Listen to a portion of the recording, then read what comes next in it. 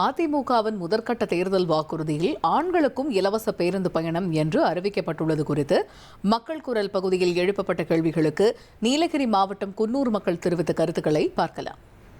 கவர்மெண்ட்டில் நிறைய அரசியலில் எலெக்ஷன் நடக்கிறதை ஒட்டி நிறைய இலவசமெல்லாம் அறிவிச்சிருக்காங்க. பட் இலவசமானது என்னை பொறுத்தவரை இலவசம் வேண்டாம்னு நினைக்கிறேன். இலவசம் இல்லாமல் மக்களுக்கு இன்னும் தேவைப்பட வேண்டிய விஷயம் நிறைய இருக்குது. அது கொடுத்தா இன்னும் நல்லாயிருக்கும். இப்போ இலவச பஸ்ஸுக்காக ஆண்களுக்கும் இலவச பஸ்ஸு அப்படின்னு சொல்லி அறிவிச்சிருக்காங்க. இப்போ பெண்களுக்கே சில இடத்துல பெண்களை ஏற்றுறதில்ல. அதுவும் இல்லாமல் பஸ்ஸு குறைவாக தான் இருக்குது.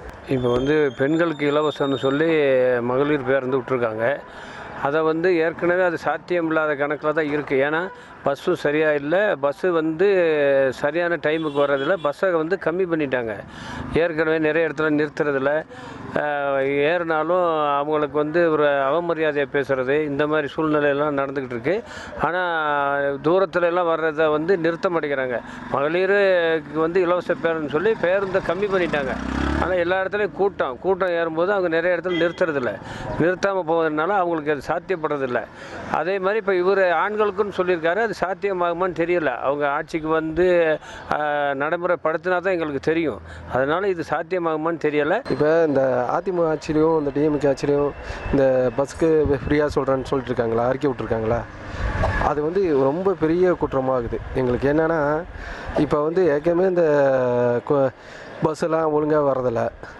இந்த பஸ்ஸு பிரச்சனை பெரிய பிரச்சனையாக இருக்குது.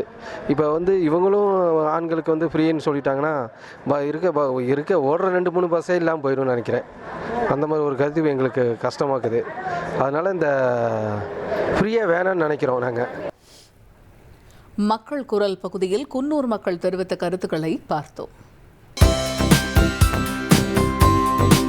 தந்தி டிவியை உங்கள் கேபிள் டிவி ஆபரேட்டரிடம் இலவசமாக கேட்டு பெறுங்கள்.